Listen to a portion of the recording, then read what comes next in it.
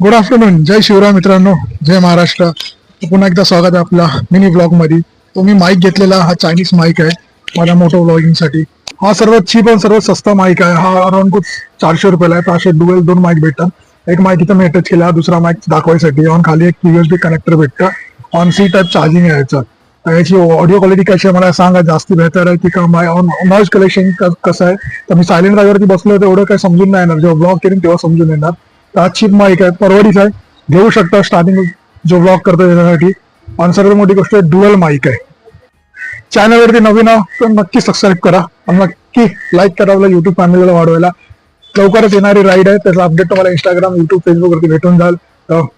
Keep supporting.